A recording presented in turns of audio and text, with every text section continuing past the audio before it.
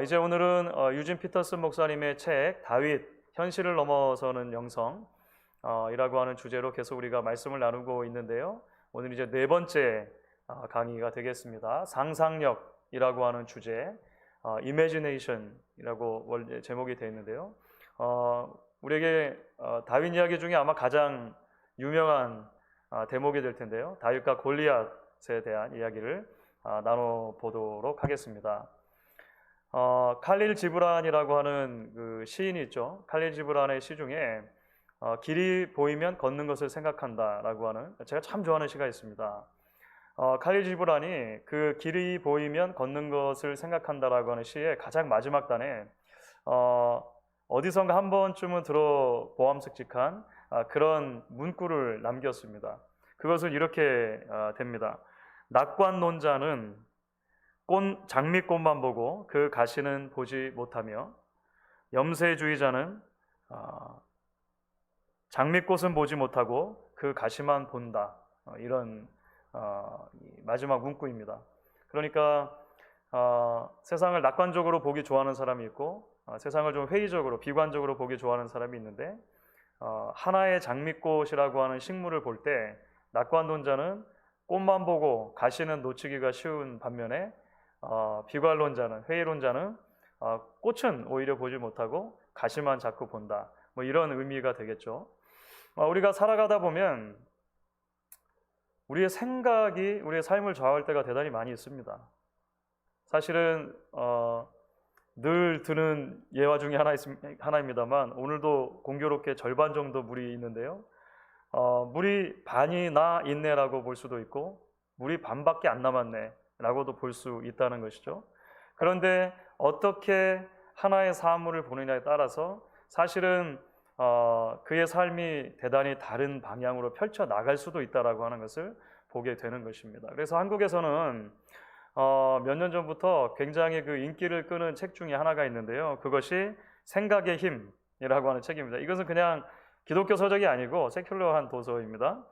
김병환 씨가 지은 생각의 힘, 생각이 바뀌면 미래가 바뀐다. 아예 그래서 제목 자체가 이런 그 도전적인 제목이죠. 생각이 바뀌면 미래가 바뀐다. 그 책에서는 한 3단계 이렇게 그 이야기를 하는데요. 생각에 관한 생각이 얼마나 중요한가 뭐 계속 이야기하는 거예요. 호모 사피엔스, 지혜로운 인간, 또는 생각할 수 있는 인간, 이런 의미가 있지 않습니까? 인간의 가장 기본적인 기능 중에 하나가 생각인데, 그 생각을 어떻게 가지고 가느냐에 따라서 달라진다. 계속 강조하는 거예요. 그래서 생각의 기술, 큰 생각이 큰 성취를 안겨준다. 긍정의 마력, 생각이 기적을 만든다. 긍정적으로 자꾸 보자, 이런 의미가 있습니다. 사실 여러분, 신앙에 있어서도 생각이 대단히 중요합니다. 성경은 생각이 이루어지는 좌소를 마음이라고 표현하죠. 마음. 그 마음이라고 하는 곳에서는 우리의 사고가 이루어지고, 그 사고에 의한 결단이 이루어지고, 그 결단을 통해서 우리가 어떤 것을 선택하는 것까지도 모두가 이루어지는 공간, 인격의 좌소가 마음이라고 성경은 계속 이야기를 하는 거예요. 그런데 성경의 가르침 안에서도 이 마음을 어떻게 다스리느냐, 어떻게 움직여가느냐, 이 마음 속에서 일어나는 생각을 어떻게 다듬어가느냐를 굉장히 중요하게 생각한다는 거예요. 자, 그런데 세상에서 말하는 단순한 긍정의 힘, 사고의 힘과 성경이 생각과 사고의 힘을 중요하다고 말할 때 조금 강조점의 차이가 있는 것을 보게 됩니다. 세상적인 관점에서는 그저 우리의 힘과 노력으로 긍정적인 생각을 자꾸 가지다 보면, 좋은 생각을 자꾸 가지다 보면 우리의 인생도 좋은 방향으로 흘러갈 것이라고 말해요. 자, 그런데 성경의 기본적인 접근은 그런 방식의 접근은 아닙니다. 그래서 만약에 신앙의 이름으로 또는 기독교의 이름으로 여러분 긍정적인 생각을 가지면 다 됩니다. 긍정적인 생각만 계속 마음에서 키우면 범사가 잘 되고 육신이 건강하고 다 이렇게 될 수 있습니다 라고 가르치면 조금 위험한 것입니다. 그것은 소위 번영신학에서 우리에게 자꾸 이야기해주는 조금 그릇된 관점의 그런 긍정적인 사고를 강조하는 것이라고 볼 수 있어요. 자, 성경이 말하는 것은 우리의 생각과 마음이 중요하다고 말하면서 가장 중요하게 어떤 것을 강조하냐면 우리의 생각과 마음이 무엇에 사로잡혀 있는가의 방식으로 설명을 합니다. 우리의 마음과 생각이 무엇에 지배를 받느냐라고 하는 것이 중요하다라고 하는 접근법으로 출발을 하는 거예요. 이것을 이제 에베소서 4장 17절부터 24절의 용어로 말하면 옛 사람에 사로잡혀 살아갈 것인가 아니면 새 사람의 방식으로 살아갈 것인가, 다시 말하면 옛 자아, 나의 욕심, 나의 정욕, 다시 말하면 세상 권세 잡은 자의 욕망을 따라 살아갈 것인가, 아니면 예수 안에서 주신 새 생명을 따라서 새 사람으로, 다시 바꿔 말하면 성령의 인도하심을 따라 하나님께 사로잡힌 사람으로 살아갈 것인가, 이 차원에서 계속 성경은 설명을 한다는 것이죠. 자, 그래서 오늘 우리가 다윗과 골리앗이라고 하는 주제를 살펴보는데요, 유진 피터슨 목사님은 이 다윗과 골리앗 이야기에서 어떤 주제를 뽑아서 우리에게 전달해 주려고 하는 거냐면 이 생각이라고 하는 부분을 이야기하는 것입니다. 여기서 말하는 상상력이라고 하는 것은 우리의 생각, 그리고 그 생각의 방향과 관계된 단어라고 생각하시면 돼요. 단순하게 이렇게 막 꿈을 꾸는 그런 용어라기보다 그 책을 쭉 읽어보시면 여러분들이 발견하시게 될 것입니다. 자, 그래서 오늘 이제 우리가 책의 내용을 함께 읽어가면서 이런 내용을 다룰 때 이제 다윗과 골리앗 이야기에는 두 종류의 사람들이 여기서도 비교가 되고 있는 것을, 대조가 되고 있는 것을 보게 됩니다. 하나는 골리앗과 블레셋 사람들이 있어요. 그리고 또 하나는 그 반대편에 이스라엘 사람들이 있습니다. 그런데 아주 흥미롭게도 오늘 말씀에는 단순하게 이 두 그룹만을 소개하는 것이 아니라 또 하나의 인물을 소개하는데 그것이 다윗이라는 거예요. 우리가 나중에 이제 살펴보겠습니다만 사실은 블레셋과 골리앗 그리고 이스라엘이 서로 대적해서 전혀 다른 사람들처럼 보이지만 사실은 사고의 방식이 같은 사람이라는 것을 보게 될 거예요. 그리고 다윗은 제3의 방식으로 무엇인가를 바라보고 있다라고 하는 이런 이제 흐름으로 우리가 살펴보게 될 것입니다. 자, 첫 번째 그러면 함께 보도록 할게요. 엘라 골짜기 블레셋과 이스라엘, 거짓에 사로잡힌 상상력, 이렇게 한번 제가 제목을 붙여봤습니다. 먼저 이야기를 쭉 읽다 보면 우리에게 굉장히 익숙한 그 다윗과 골리앗 이야기인데요. 골리앗과 블레셋이 먼저 등장합니다. 아주 어마어마한 힘과 위용을 자랑하는 군대로 나타나죠. 그래서 이제 이런 그 문구가 책에 써 있습니다. 다윗이 에베스 담밈에 도착해 엘라 골짜기에 위치한 사울의 진지에 들어갔을 때 그곳을 온통 압도하고 있던 존재가 있었다. 바로 골리앗이었다. 2.1m 정도 되는 그 거인은 11kg이나 되는 창을 마치 치어리더용 지휘봉인 양 가볍게 휘둘렀고 사람들은 그 모습에 오금이 저렸다. 이렇게 되어 있죠. 그 다음입니다. 그는 계곡 맞은편을 향해 욕설을 퍼부었다. 온갖 추하고 고약한 잡신들의 이름으로 퍼부어대는 그 욕설들은 마치 박격포 소리와 같이 다윗과 이스라엘 군대의 귀를 강타했다. 이렇게 이야기를 합니다. 한번 상상을 해보시면 될 것 같아요. 엘라 골짜기가 있습니다. 엘라 골짜기는 비교적 얕은 골짜기인데 그 사이로 시내가 흐릅니다. 근데 이 시내는 이스라엘 팔레스틴 땅에 있는 많은 그런 시내들처럼 건기에는 말라 있다가 우기에 흐르곤 하는 그런 와디라고 보시면 될 것 같습니다. 그 양쪽으로 낮은 산들이 있습니다. 아주 높은 산이 아니고 낮은 구릉에 가까운 산들이 있는 거예요. 자, 그러면 한편에는 블레셋 군대들이 언덕에 위치해 있고 다른 한편에 이스라엘 군대가 위치해 있다. 이렇게 보시면 되겠습니다. 그래서 그 이미지가 엘라 골짜기를 사이에 두고 양쪽 낮은 산들에 이 군대가 이제 있는 것이죠.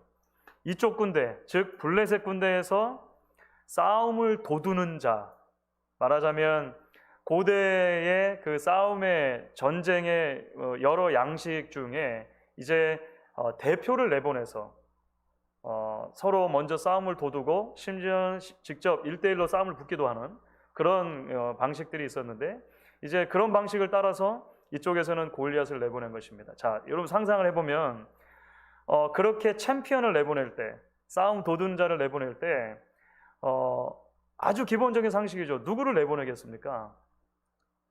가장 센 사람을 내보내는 게 당연한 것입니다. 가장 센 사람.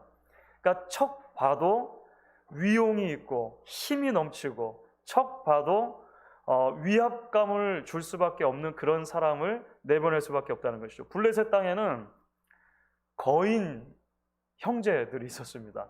사실은 골리앗의 동생도 나중에 나와요. 그런데 다 거인 집안인 거예요. 사실 유진 피터스 목사님은 이제 성경의 여러 사본의 전통 중에 가장 그래도 키를 작게 잡은 사본을 사실 택한 거예요. 가장 작게 잡았을 때 한 2.1m 정도. 그래도 굉장히 큰 거죠. 그래서 사실은 히브리 성경, 그러니까 구약 성경을 그대로 따르면 사실은 골리앗의 키는 거의 3m 정도가 됩니다. 3m 정도.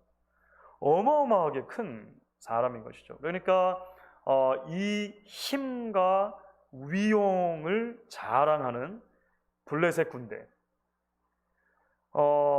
골리앗은 자기가 힘이 세다는 걸 너무나 잘 알았어요. 누구든지 나와 1대1로 맞붙기를 원하는 사람은 나와라. 그래서 이번 싸움은 한 번의 싸움으로 단판을 내는데, 내가 이기면 이스라엘이 우리의 종이 되고 내가 지면 거꾸로 하겠다라고 할 만큼 자신만만했던 것이죠. 자, 그런데 이스라엘 백성들은 이 상황에 어떻게 반응하냐면 말씀드렸던 것처럼 겁에 질리고 오구미절에서 아무것도 못하는 모습으로 나타납니다. 다시 말하면 그 힘의 위용에 압도되는 모습으로 나타나는 거예요. 골리앗에게 사로잡힌 마음이라고 하는 것이죠. 자, 그 모습을 한번 읽어보도록 하겠습니다. 사울과 이스라엘인데요, 불안에 떠는 의 이렇게 돼 있죠. 이스라엘인들은 날마다 계곡 건너편에서 들려오는 조롱과 위협에 조금씩 더 움츠러들고 있었다. 골리앗, 그의 체구, 야만성, 잔인성이 그 계곡의 중심이었다. 모든 사람은 다 골리앗 주위에 움츠리고 있는 존재에 불과했다. 이렇게 되어 있습니다. 나중에 이제 그 다윗이 그 자리에 도착하죠. 말씀드렸던 것처럼 다윗은 8 형제 중에 막내잖아요. 그런데 맨 위에 세 형들만 전쟁에 참가했습니다. 그러니까 세 형들만 20살이 넘었던 것 같아요. 그러니까 다윗은 지금 아주 나이를 많이 잡아도 한 15살 정도 됩니다. 여러분 누구를 생각하시면 되냐면 저희 집 막내 아들 생각하시면 됩니다. 저희 집 막내 아들 나이 정도가 되는 거예요.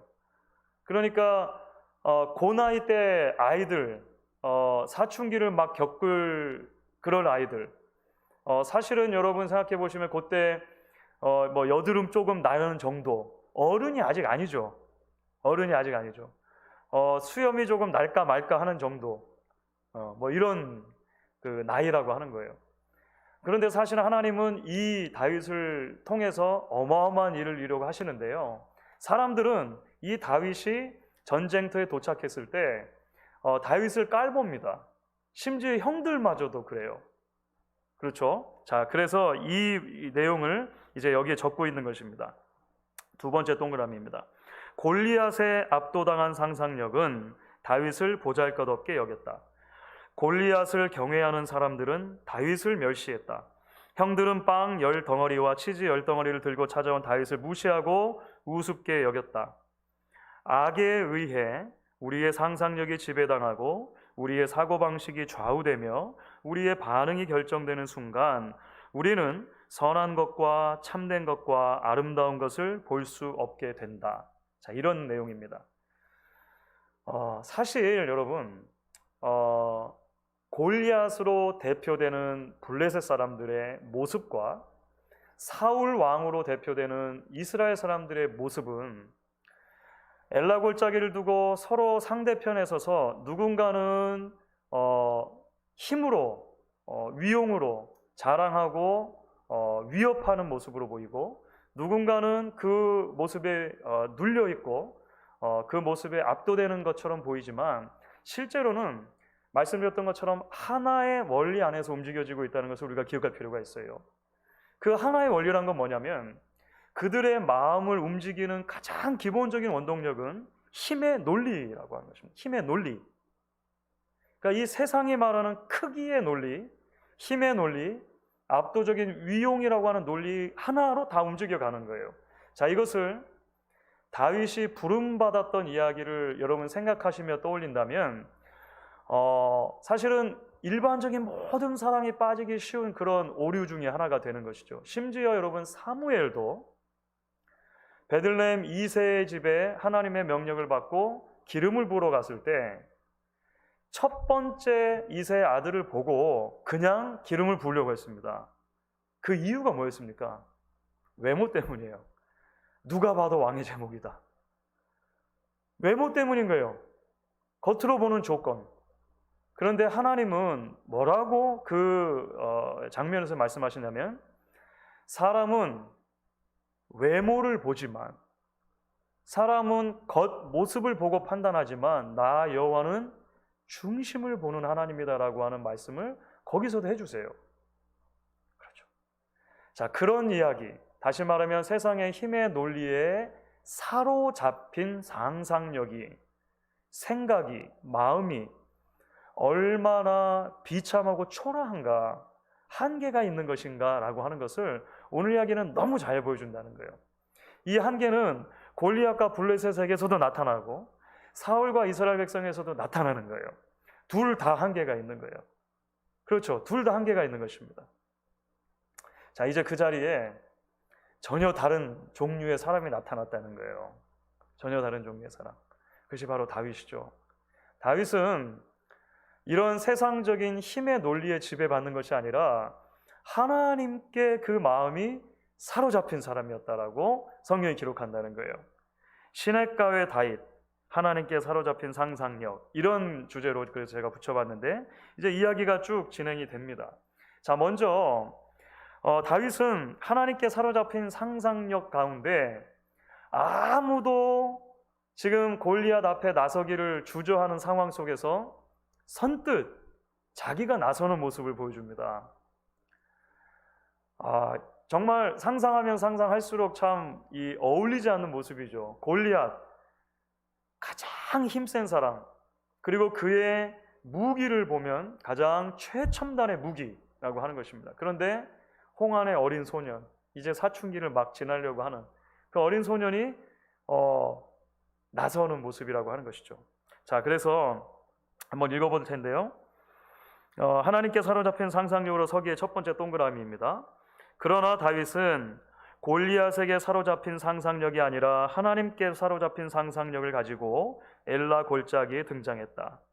하나님의 임재를 철저히 연습해 온 그에게는 들리지 않는 하나님의 말씀이 들리는 사자의 포효보다 훨씬 더 실제적이었다. 계속 읽습니다. 그는 철저히 하나님께 사로잡힌 상상력을 가지고 있었기에 에베스 단밈에서 벌어지고 있는 광경을 도무지 이해할 수 없었다. 골리앗이 무섭다니, 골리앗 공포증이라니. 사실 그 사무엘상 17장 말씀을 보시면 다윗이 형들에게 업신여김을 받는 이유가 하나가 있어요. 그게 뭐냐면, 형들을 보러 왔다가, 그러니까 아버지가 보내주신 그 빵과 치즈를 가지고 왔는데 마침 그때 그 골리앗이 나와서 싸움을 막 도두고 있고, 형들을 비롯해서 모든 이스라엘 어른들이 다윗이 볼 때는 어른들이죠. 어른들이 다 무서워 벌벌 떨고 있는 모습을 본 거예요.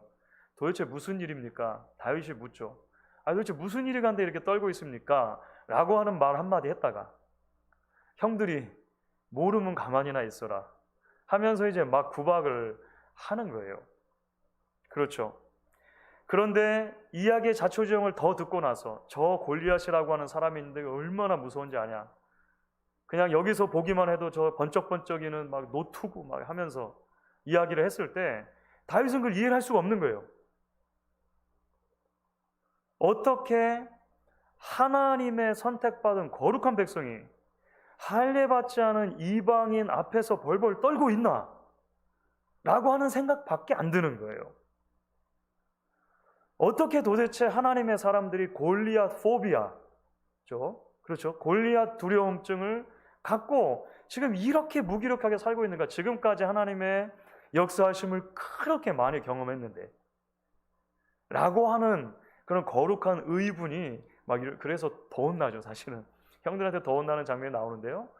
중요한 것은 다윗을 지금 사로잡고 있는 정서는 무엇이냐면 어마어마한 골리앗에 압도되는 정서보다도 지금까지 자신이 경험했던 하나님의 실존과 하나님의 역사하심과 하나님의 은혜에 감동되고 압도되고 있다는 거예요. 자, 그래서 이것이 조금 더 구체적인 모습으로 이제 연결되는데요. 그것이 바로 사울이 제시한 그 사울의 갑옷 입기를 거부하는 장면에서 나타납니다. 사실은 이스라엘 백성들 중에 제일 키가 크고 싸움을 잘하는 사람이 있다면 누굴까요? 사실은 사울이죠. 지금까지 그랬습니다. 그래서 사실은 사울이 왕이 된 거예요. 사울이 왕 제목으로 모든 사람의 인정을 받았던 유일한 이유는 뭐냐면 싸움 잘해서입니다. 싸움 잘해서. 블레셋하고 첫 번째 싸움에서 너무 잘 해버린 거예요. 이겨버린 거예요. 그래서 그가 지금 입고 있는 갑옷들을 보면 사실은 이스라엘 모든 백성들과 비교했을 때 가장 최첨단의 갑옷이었을 거예요. 그러니까 사울 골리앗하고 비슷하죠. 블레셋에서 가장 싸움 잘하는 사람, 가장 최첨단의 무기를 가진 사람. 사울이 나는 못 가겠고 내가 싸울 수는 없고 네가 정히 나가서 싸운다고 하니 그렇다면 내 은혜를 베풀겠노라. 나의 갑옷을 입고 나갈 수 있도록 해주겠노라. 해준 거 아닙니까? 그렇죠. 최첨단의 무기는 빌려줄게. 무기까지는 제공해줄게. 이렇게 한 거예요. 놀랍게도 사무엘상 17장을 보시면 다윗이 처음에는 좀 입어보고 이렇게 좀 걸어보다가 안 맞는 거예요. 당연하겠죠. 15살짜리 아이에게 맞을 리가 있습니까? 이렇게 거부합니다. 자, 그 장면을 이렇게 이제 적습니다. 모든 호의에도 불구하고 다윗은 사울의 투구를 벗고 칼을 풀고 갑옷을 벗어버렸다. 다윗에게 필요했던 것은 그 자신에게 맞는 무기였다. 그 유진 피터슨 목사님이 이제 이런 개인적인 말을 합니다. 나는 이 장면에서 큰 감동을 받았다. 다윗은 자신에게 맞지 않는 방법으로 사울의 무기를 이용해서 일을 하라는 제안을 거절할 만큼 참으로 신중했고 참으로 대범했다. 그는 목동 시절에 자신이 익숙하게 다루었던 무기, 물매와 돌멩이들만을 사용할 만큼 참으로 신중했고 참으로 대범했다. 중요한 것은 다윗에게 최첨단의 무기냐 아니냐, 내가 골리앗이라고 하는 사람 앞에서 더 크게 보일 수 있느냐 아니냐, 이 문제가 아니었다라고 하는 거예요. 다윗에게 가장 필요했던 것은 뭐냐면 평소에 사용하던 가장 좋은 무기라고 하는 것입니다. 그 평소에 사용하던 좋은 무기는 겉으로 보면 물맷돌, 조약돌과 물매, 막대기 이런 거예요. 그런데 사실 그 이면을 보면 들판에서 다윗이 홀로 목동으로서 그 아버지의 양들을 칠 때 사실은 많은 들짐승들을 만나서 물리쳤던 경험이 있어요. 그런데 그 모든 물리쳤던 경험들이 사실 이제 물매와 먹대기를 가지고 했던 것인데 다윗은 분명히 알고 있었던 거죠. 내가 사용했던 물맷돌과 내가 사용했던 막대기를 하나님이 사용하셔서 그 수많은 짐승들을 물리쳐 줬다는 것을 깨달은 거예요. 알고 있었던 거예요. 그게 다윗의 가장 확실한 무기였습니다. 그러니까 사울이 제공했던 그런 갑옷들이 크기도 맞지 않았을 뿐더러 그가 사용하기를 거부했던 이유는 뭐냐면 자신에게 워킹하는, 자신에게 유익한 무기가 아니라고 하는 것을 누구도 잘 알고 있었기 때문이에요. 언젠가 미용실을 운영하시는 한 집사님이 이야기해 주신 적이 있어요. 목사님, 오늘은 이게 좀 이게 안 잘리는데요. 왜냐하면 제가 최근에 가위를 바꿔가지고 오늘 아무래도 좀 어색하고 오늘 하루 종일 막 손도 좀 내가 베고 그랬습니다. 평생 동안 미용업을 하신 분이에요. 평생 동안. 그런데 자신의 가위에 손을 댔다는 거예요. 왜냐하면 익숙하지 않은 가위를 오늘 처음 이제 들었기 때문에 그런 거예요. 나에게 익숙한 것, 내가 계속해서 사용해 왔던 것을 취하는 것은 대단히 중요한 의미가 그래서 여기에 있는 것이죠. 자, 그래서 그 다음 장면으로 이제 곧바로 연결되면서 말씀드렸던 부분이 이제 아주 극적으로 그림처럼 강조가 됩니다. 바로 시냇가에 무릎 꿇기라고 하는 대목이 나와요. 이제 유진 피터슨 목사님이 이것은 유진 피터슨 목사님의 상상을 좀 더 발휘한 것입니다. 여러분들이 집에서 자세히 읽어보시면 사무엘상 17장의 본문 자체에는 다윗이 무릎을 꿇었다라고 하는 명확한 표현은 없습니다. 하지만 다윗이 분명히 물가로 내려갑니다. 자, 그 물가가 어디죠? 아까 말씀드렸던 그림을 한번 떠올려 보시면요, 엘라 골짜기의 물가입니다. 양쪽 진영이 전쟁하려고 펼치고 있는 그 사이에 시내라고 하는 거예요. 다윗은 모두가 바라볼 수 있는 시내 가운데로 내려온 거예요, 지금. 그리고 그 시내가에서 돌을 줍는 것이죠. 피터슨 목사님은 다윗이 이제 시내가에서 돌을 주울 때 분명히 무릎을 꿇었을 것이다라고 상상한 거예요. 시내가에 돌을 주우면서. 자, 거기로부터 출발해서 이런 이야기들을 합니다. 다윗은 긴 창과 번득이는 칼이 숲을 이루고 있는 것에도 아랑거도하지 않고 시냇가에서 무릎을 꿇었다. 이 얼마나 기이하고 놀라운 광경인지. 계곡의 양쪽에 서 있는 두 거인, 블레셋 쪽의 골리앗, 이스라엘 쪽의 사울 사이에서 다윗은 지금 무릎까지 꿇고 있는 것이다. 참 놀라운 그림이죠. 자, 그 다음입니다. 시냇가에서 무릎을 꿇고 있는 다윗. 다윗은 그날 건강한 영혼을 가진 유일한 인물이었다. 이런 대목들이 저에게도 참 감동적이더라고요. 책을 읽으면서. 모든 어른들이 다 겁에 질려 떨고 있을 때, 또는 헛된 힘의 욕망에 사로잡혀 있을 때, 어린아이 하나가 시냇가로 내려와서 돌 몇 개 주우며 무릎을 꿇고 있는 모습. 가장 건강한 영혼을, 가장 하나님이 기뻐하시는 마음을 가지고 있었던 한 사람이라고 하는 것입니다. 자, 그 다음을 읽어보겠습니다. 다윗이 시냇가에서 무릎을 꿇고 있던 그 시간에 세상은 오만하고 사나운 블레셋 민족과 불안에 떠는 타락한 이스라엘 민족, 이렇게 양편으로 갈라져 있었다. 시내의 북쪽에는 힘은 있지만 멍청한 거인이, 시내의 남쪽에는 기름 부음을 받았지만 심한 결함을 가진 왕이 서 있었다. 우리 마지막 동그라미를 한번 같이 읽어보겠습니다. 굉장히 중요한 대목인데요. 같이 읽습니다. 다윗이 엘라 골짜기에 걸어 들어와 그 시냇가에서 무릎을 꿇기 전까지 우리에게는 으르렁대는 힘 아니면 불안에 떠는 의, 이 둘 중 하나를 선택할 수밖에 없는 듯 보였다. 그러나 시냇가에서 느긋하고 평온하게 무릎 꿇은 다윗은 우리에게 또 다른 대안을 제시해 주었다.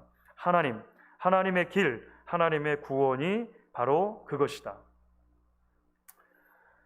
사실 우리가 살아가고 있는 세상도 마찬가지인 것 같습니다. 많은 경우에 있어서 이 세상은 둘로 무엇인가를 나누기를 굉장히 좋아합니다. 이 둘을 나누는 기준 가운데 가장 오래되고 가장 근본적인 기준은 내 편 아니면 네 편이라고 하는 기준입니다. 내 편 아니면 네 편이라고 하는 기준. 정치에서도 그렇고 경제에서도 그렇고 문화에서도 그렇고 우리 사회적인 측면에서도 그렇고 이런 양극화로 나아가려고 하는 이런 모습들은 어느 시대에나 있어 왔던 것이죠. 오늘 우리가 살아가고 있는 시대에 그런 모습이 얼마나 많습니까? 성경에도 보면 그래서 늘 하나님의 백성들이 하나님께서 멀어지기 시작할 때 어떤 모습을 보이냐면 네 편 내 편에 굉장히 중요하게 마음을 쏟는 모습을 보게 됩니다. 네 편 내 편. 어느 편에 더 힘이 실려질 것인가를 계속해서 관심을 가지는 거예요. 자, 그러다가 보면 이스라엘 백성들은 여호와 신앙이라고 하는 기본적인 신앙 체계를 가지고 있으니까 종교가 타락할 때 어떤 모습이 나타나냐면 하나님마저도 누구 편에 세울 것인가의 기준으로 자꾸 생각하려고 하는 그런 유혹을 받게 되는 거예요. 언젠가도 말씀드렸던 것처럼 그것이 이스라엘 백성들이 광야 40년을 지나고 나서 가나안 땅에 발을 딛고 첫 번째 전투를 치렀던 여리고성의 전투에서 이것이 명확하게 드러납니다. 여리고성의 전투를 이제 앞두고 당시의 리더였던 여호수아가 홀로 밤에 있습니다. 그런데 그 앞에 갑작스럽게 여호와의 사자가 나타나요. 그렇죠? 여호와의 군대 장관이 나타나는 것이죠. 여호수아는 본능적으로 그에게 질문을 던져요. 너는 누구 편이냐? 이렇게 질문 던지죠. 너는 우리를 위하느냐? 적을 위하느냐? 이 말은 뭐냐면 너는 우리 편이냐? 적의 편이냐? 이렇게 말하는 거예요. 그러니까 두 가지밖에 생각이 안 드는 거예요. 그런 급박한 상황에서는 누구 편인가? 자, 그때 여호와의 사자가 뭐라고 말을 하냐면 영어로 굳이 옮기면 neither 이라는 단어를 사용합니다. 다시 말하면 어느 편도 아니다라고 말을 해요. 어느 편도 아니다. 다만 내가 선 곳이 거룩한 곳이니 너는 신발을 벗으라. 이렇게 여호와의 사자가 말을 하는 거예요. 다시 말하면 여호와의 사자가 강조하는 건 뭐냐면 너는 지금 나에게 질문을 당신이 누구 편이냐고 물었는데 내가 너에게 거꾸로 질문한다. 너는 누구의 편이냐? 너는 거룩하신 하나님의 편이 맞느냐? 그 하나님의 앞에 설 만한 자격이 있느냐? 라고 거꾸로 묻는다는 거예요. 오늘 우리는 다윗의 모습 속에서 이 성경이 말하는 제3의 길, 그러니까 내 편을 나누지 않고 내가 하나님의 편으로 살아가는 삶의 모습의 정수를 보여주는 것입니다. 이것은 너무 그 그림 같죠. 엘라 골짜기가 있고 가운데 시내가 흐르고 양쪽에 서 있단 말이에요. 그런데 그 한가운데서 다윗은 이쪽도 아니고 저쪽도 아니고 무릎을 꿇고 돌멩이를 줍고 있다는 것입니다. 하나님께 서 있던 모습 그대로 그 긴박한 순간에도 다윗은 서는 거예요. 벌판에서 하나님을 만났던 모습 그대로 전쟁터에서도 하나님을 만나고 있는 것이죠. 자, 그래서 이러한 다윗의 모습은 하나님의 상상력을 붙들고 달려가는 삶으로 우리를 부른다라고 말할 수 있을 것입니다. 자, 그래서 여러분 첫 번째 동그라미를 한번 같이 한 목소리로 읽어보도록 하겠습니다. 첫 번째 동그라미입니다. 우리는 풍부한 상상력을 지니고서 우리의 무릎으로 살 것인가? 아니면 그저 관습적으로 남들을 따라 살 것인가? 나는 하나님이 창조하시고 성령님이 기름 부으시고 예수님이 구원하신 존재로 살아갈 것인가? 아니면 사실은 별 볼 일 없는 전문가들에게나 기대고 의지하며 살아갈 것인가? 골리앗 공포증과 하나님 둘 중에 무엇이 우리 삶의 행로를 결정짓게 할 것인가? 오늘 이야기가 우리 모두에게도 이런 질문을 던진다는 거예요. 그렇죠. 두 번째 읽겠습니다. 제가 하나님을 믿는 일은 말하고 걷는 것만큼 중요하며 가장 개인적이고 가장 의미가 있으며 가장 인간적인 일이다. 동시에 그것은 가장 공적이며 가장 사회적이며 가장 정치적인 일이기도 하다. 여러분 이게 무슨 의미가 있을까요?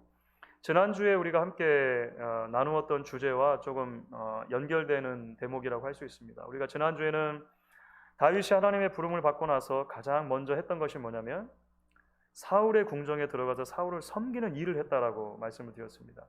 그리고 그 일 속에서 나쁜 왕, 악한 왕을 섬기는 일 속에서 그는 사실 하나님을 섬기는 하나님의 종으로 살아갔다라고 하는 이야기를 드렸어요. 사실 전쟁터의 다윗은 말씀드렸던 것처럼 골방에 있던 다윗과 다르지 않고 전쟁터의 다윗은 벌판에 있던 다윗과 다르지 않고 전쟁터의 다윗은 아버지의 집에 있던 형제들과 함께 살아가던 다윗과 다른 다윗이 아닌 것입니다. 그는 어디에 있던지 하나님 앞에 무릎 꿇고 하나님께 그 마음을 내어드린 사람으로, 거꾸로 말하면 하나님께 그 마음과 생각의 방향이 사로잡힌 사람으로 살아갔다라고 하는 것이죠.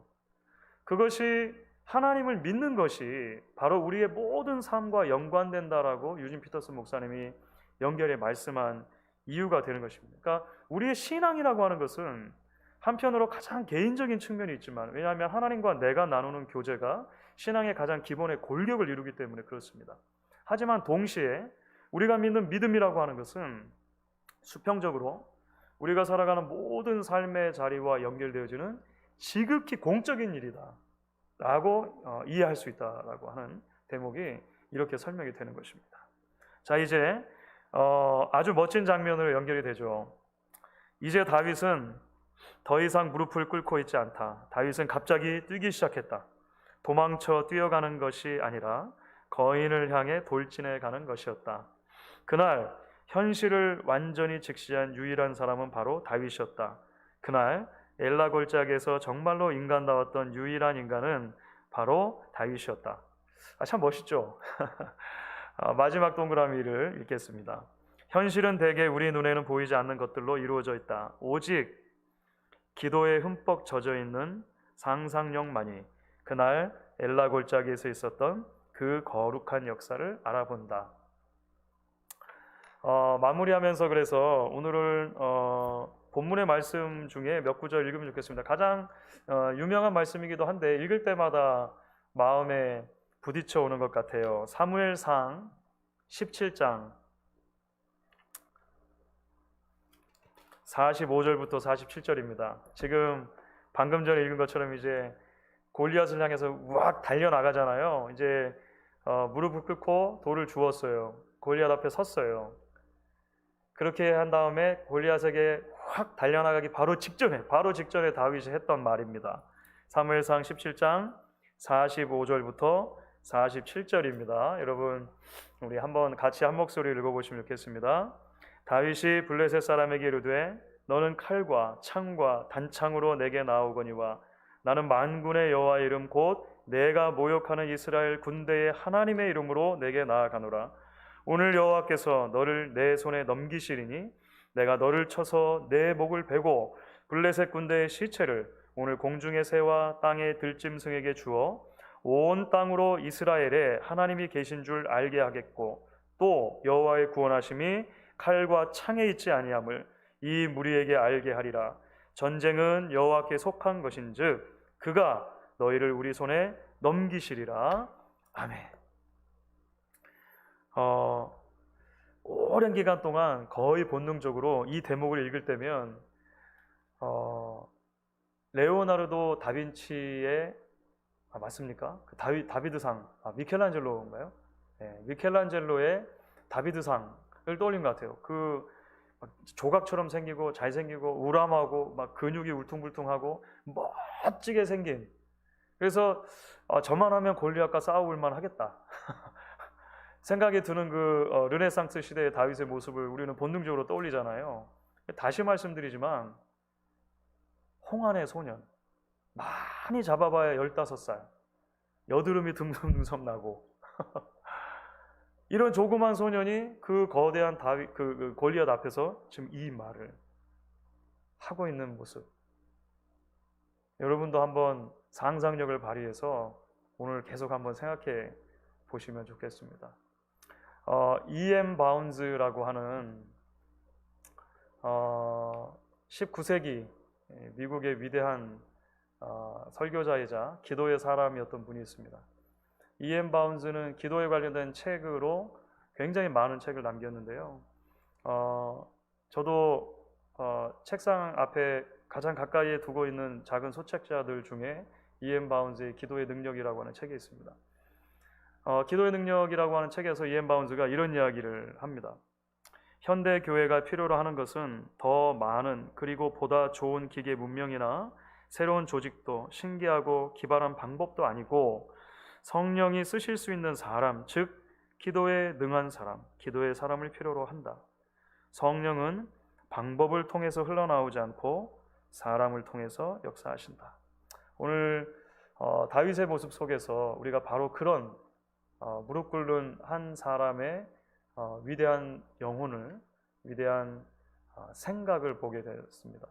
오늘 우리도 우리를 사로잡고 있는 우상과 같은 여러 힘들이 있다면 그것을 하나님께 내어놓고 내가 오직 주님의 은혜 안에 사로잡히기를 원합니다. 주님을 붙들기 원합니다.